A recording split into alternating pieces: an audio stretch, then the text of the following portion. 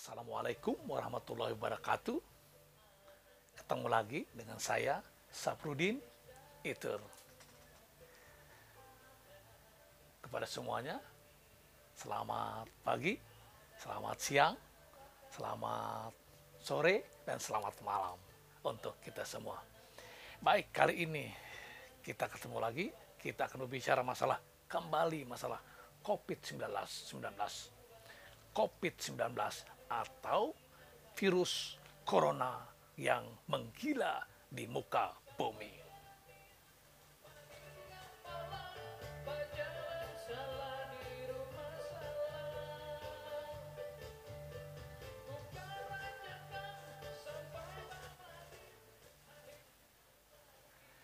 Pertanyaannya, kapan virus corona akan berakhir di muka bumi? Dan kapan akan berakhir di negara kita, Republik Indonesia?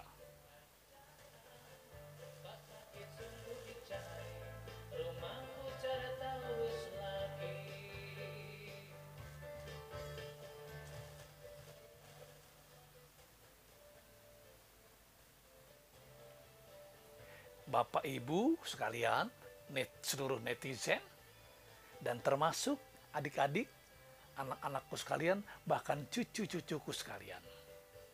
Kali ini, Kak Udin, Pak Saprudin, akan bercerita masalah COVID-19 berkaitan dengan anak-anakku sekalian, adik-adikku sekalian, cucu-cucuku sekalian. Kenapa ini kita bicarakan menjadi penting? Ya, karena sangat penting buat kalian. Karena kalian adalah generasi penerus bangsa yang harus menjadi orang hebat, menjadi orang pintar, menjadi orang yang selalu sehat, menjadi yang tegar, hebat, gitu ya. Kemudian berpikir masa depan yang lebih hebat. Kemudian akan menggantikan generasi-generasi yang sudah lanjut usia. Kalianlah generasi penerus yang akan meneruskan bangsa ini, negara ini. Negara kita harus maju, negara kita harus semakin menjadi negara hebat, dan negara kita harus bersaing di muka bumi menjadi 10 besar negara terbesar di dunia, negara termaju di dunia, negara termodern di dunia.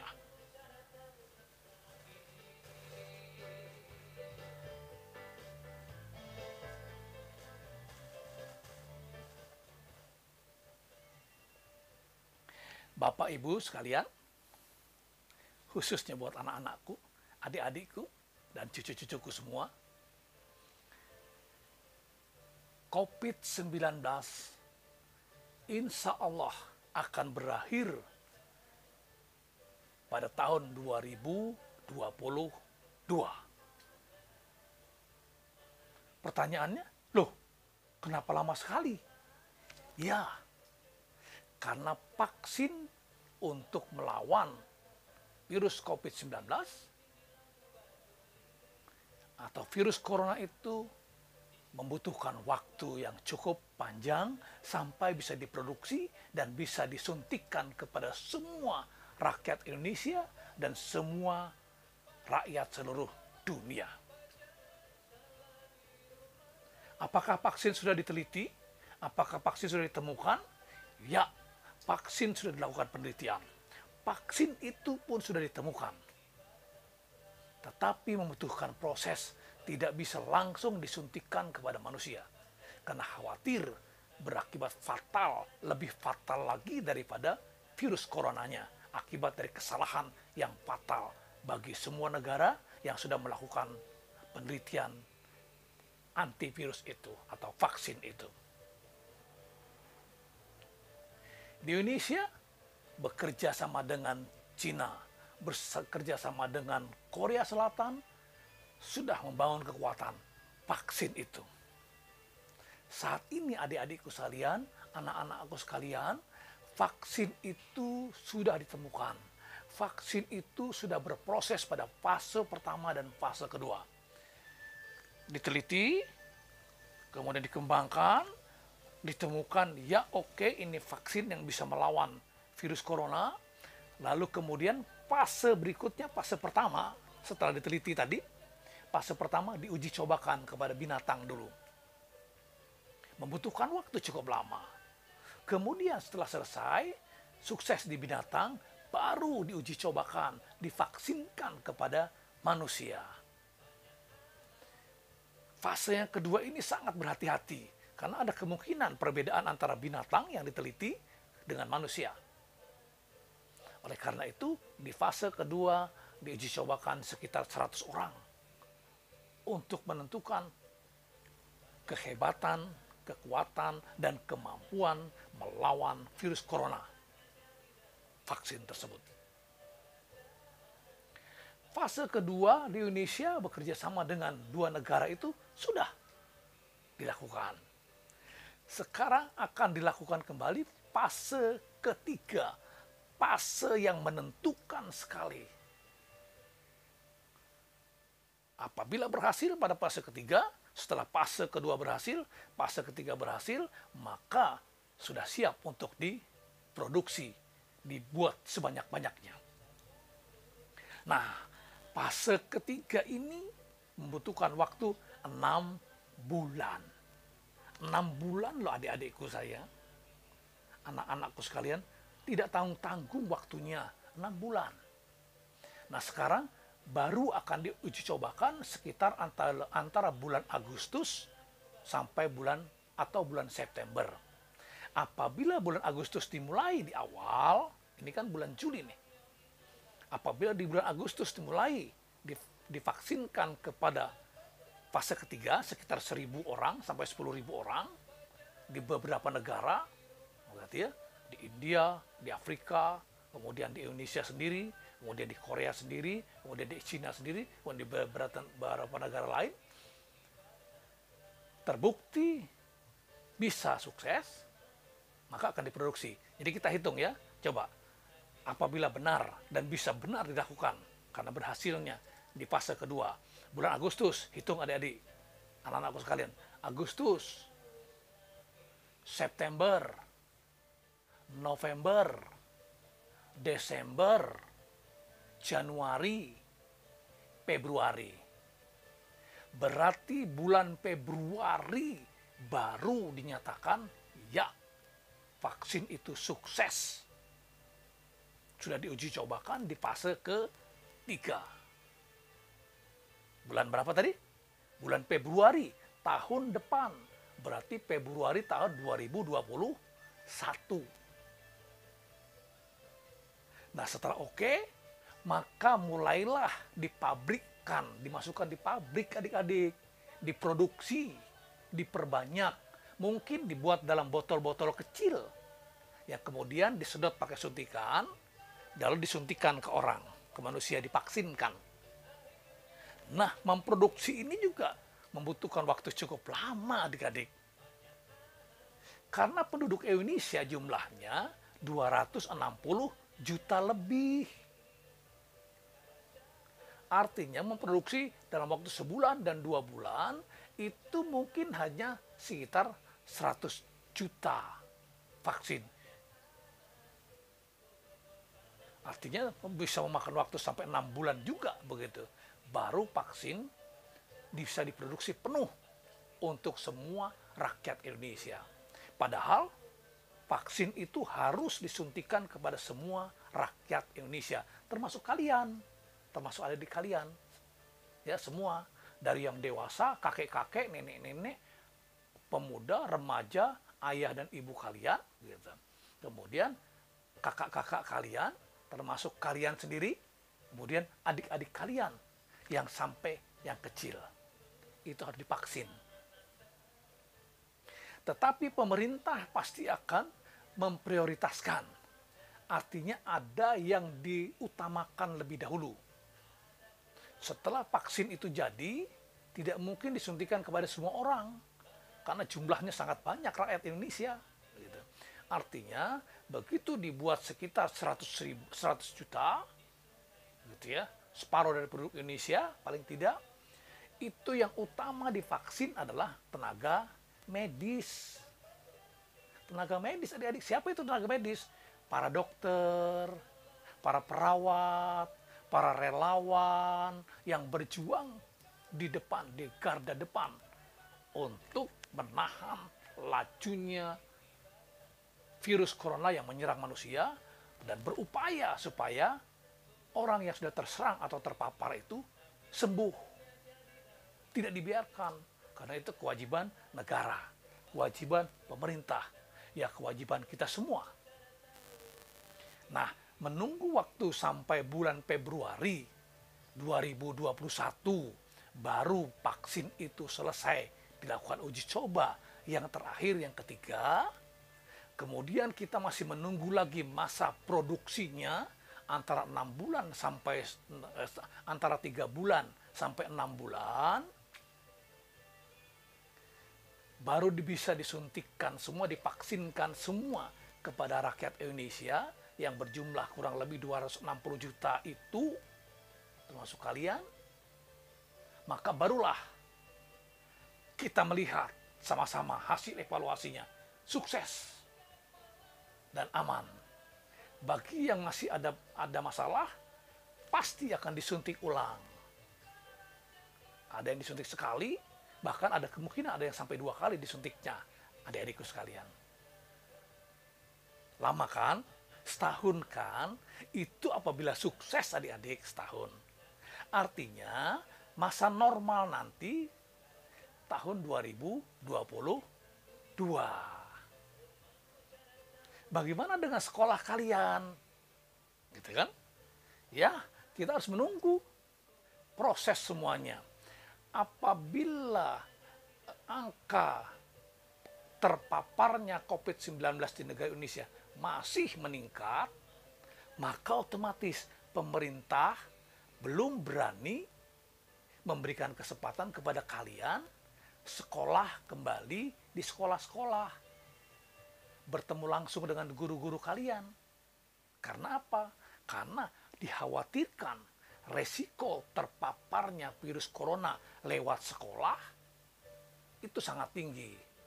Kalau itu terjadi, wow, kita bingung lagi. Negara bingung lagi. Pemerintah bingung lagi. Pak Bupati bingung lagi. Pak Wali Kota bingung lagi. Pak Gubernur, Wakil Gubernur bingung lagi. Bapak Presiden, Wakil Presiden, dan para menteri yang terkait juga bingung lagi. Harus melakukan tindakan-tindakan yang lebih langsung kepada rakyat.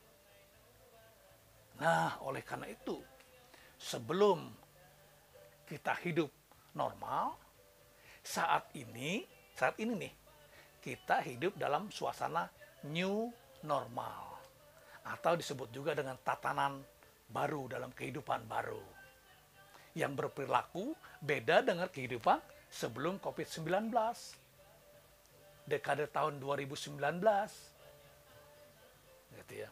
Kalau dulu kan kita tidak perlu pakai masker, kecuali kalau kita kemana-mana jarak jauh atau baru pakai masker.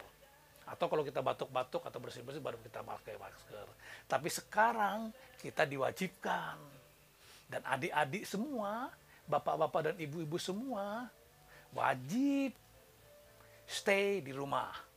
Kalau tidak ada keperluan kemana-mana, kalau ada yang penting tidak perlu keluar rumah. Di rumah saja. Belajar kalian juga di rumah saja. Bermain secukupnya di rumah saja. Ibadah di rumah saja. Berdoa juga di rumah saja.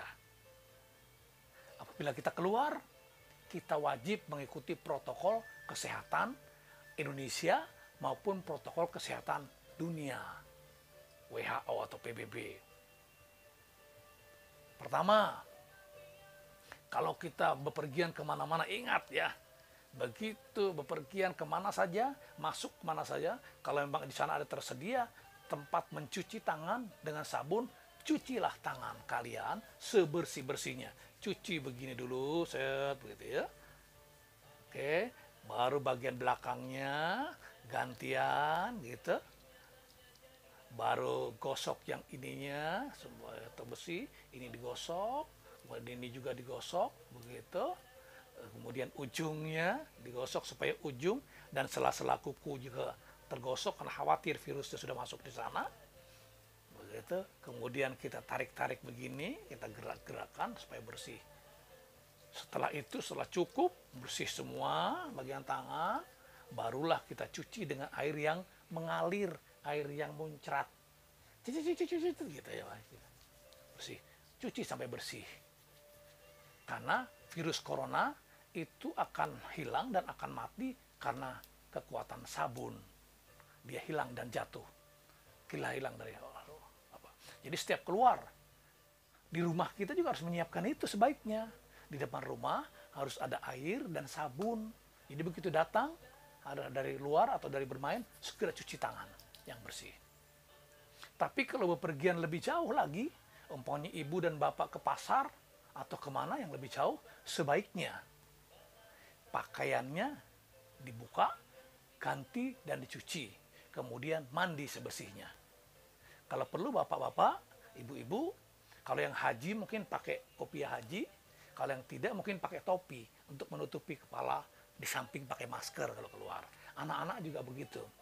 Jadi kalau seandainya mandi, kalau tidak dibasahi kepala, kepala kita aman karena pakai topi, pakai penutup.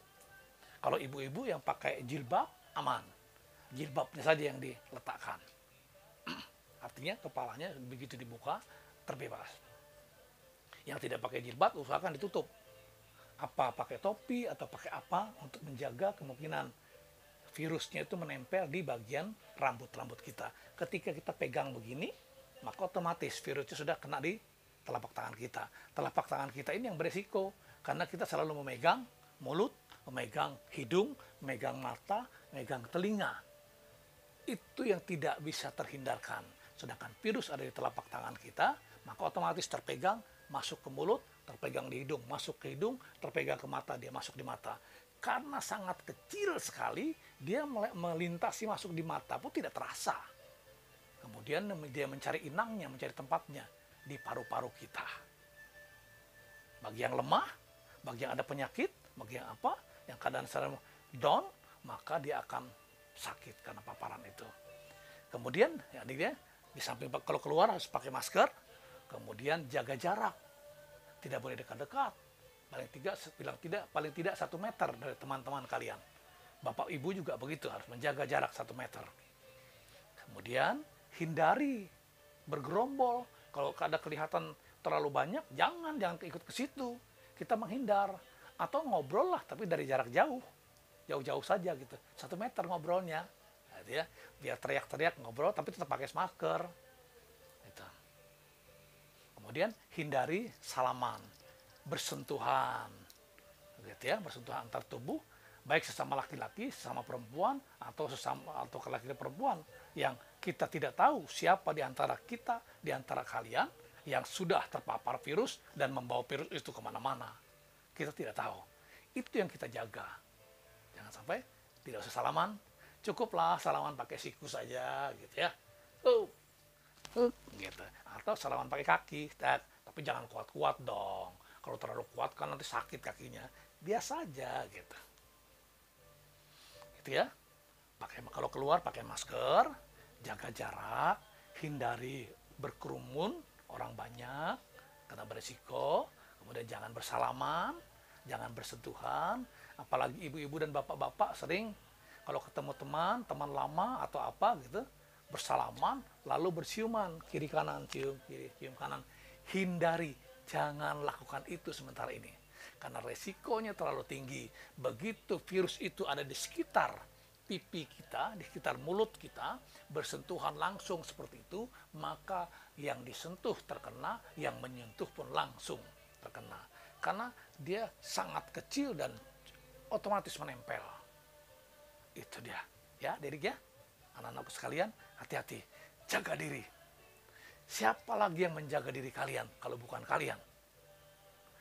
Jangan sampai kalian kena atau terpapar virus itu. Adik-adik, tidak mudah adik-adik. Kalau sudah terpapar itu, kalian diisolasi adik-adik. Tahu diisolasi, dipisahkan dari orang lain. Kemudian dimasukkan di rumah sakit. Di rumah sakit, ruangannya pun ruangan khusus, ruangan COVID-19 atau ruangan virus yang terpapar virus corona. Hanya orang-orang itu yang ada. Orang tua kalian tidak boleh datang ke tempat itu. Ibu kalian, ayah kalian tidak boleh datang menengok kalian. Kalau bisa-bisa menengok pun mungkin dari balik kaca. Ini kaca, ini ibu kalian, ini kalian di dalam. Tidak kedengaran dong suaranya, paling lambai-lambai tangan dan sebagainya. Karena menghindari itu. Jangan sampai nanti gara-gara kalian terpapar, ayah ibu kalian juga korban terpapar. Akibatnya satu rumah terkena semua. Dan adik-adik sekalian, anak-anakku sekalian, cucu-cucuku sekalian, kalian harus tahu ya, kalau diobati karena terpapar virus corona, diisolasi, dipisahkan, dimasukkan dalam rumah sakit, itu minimal 14 hari adik-adik. 14 hari. Bukan sebentar adikku. Itu pun belum tentu sembuh. Karena pernyataan sembuhnya lewat swab. Kalau dicucuk hidung kalian, pakai alat untuk mengambil lendir dalam hidung kalian. Kemudian hasilnya dikirim. Membutuhkan waktu.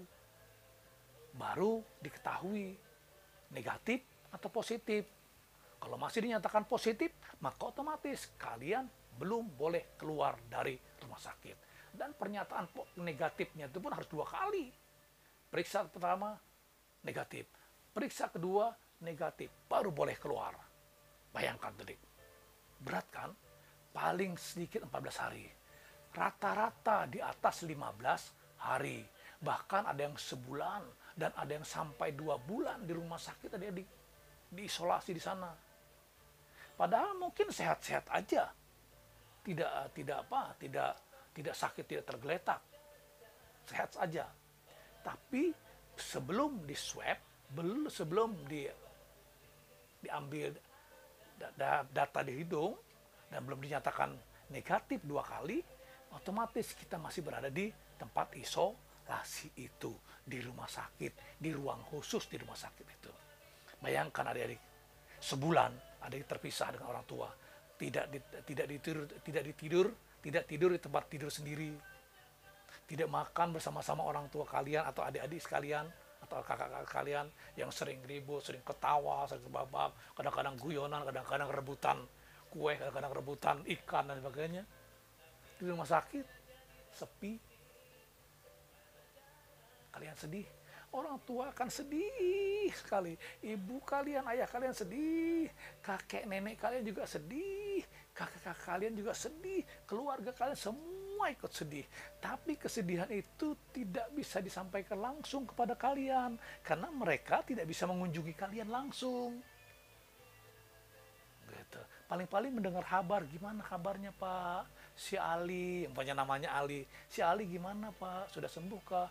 Aduh Bu, belum, masih ini. Coba. Menunggu sampai 15 hari, sampai sebulan, bahkan sampai 2 bulan baru sembuh. Oleh karena itu adik-adik, jangan main-main. Jangan main-main. Sekali lagi, jangan main-main. Kena virus corona, terpapar virus corona, sangat beresiko dan sangat berbahaya sekali. Karena kalian dipisahkan dari orang tua kalian. Oleh karena itu, bermainlah secukupnya. Kalau seandainya bermain keluar karena ada teman-teman, oke lah. Tapi hati-hati, tetap jaga jarak, tetap pakai masker. Setelah itu, begitu pulang sampai ke rumah, harus cuci tangan sebersih-bersihnya pakai sabun. Itu dia. Karena kita menunggu masih cukup lama. Mudah-mudahan saja COVID-19 di Indonesia semakin menurun, dan hampir paling tidak hampir kembali normal. COVID-nya loh ya, bukan suasananya. COVID-nya makin normal, maka ada kemungkinan kalian sudah boleh sekolah lagi tatap muka di ruang kelas. Tapi kalau COVID-19 masih naik lagi, tentu tidak bisa.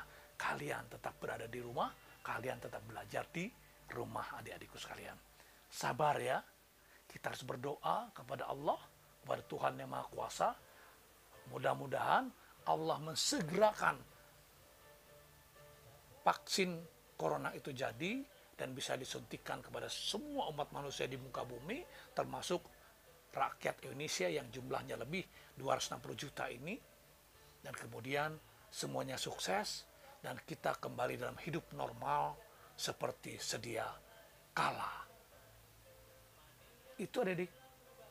Jangan lupa ya, cuci tangan, semangat ya, tetap semangat ya, jangan sakit ya, tetap jaga diri, olahraga tetap di rumah, makan teratur di rumah, belajar yang baik, jangan marah-marahan sama ibu dan bapak, jangan ngomel-ngomel karena ayahnya karena tidak pandai mengajari kalian di rumah, belajar sama-sama. Ibu kalian juga belajar, ayah kalian belajar, kakak kalian juga belajar, kalian juga ikut belajar bersama-sama supaya menjadi kompak, menjadi keluarga yang harmonis, keluarga yang hebat, keluarga yang luar biasa, keluarga yang membangun Indonesia semakin maju di masa akan datang. Terima kasih. Salam. Assalamualaikum warahmatullahi wabarakatuh.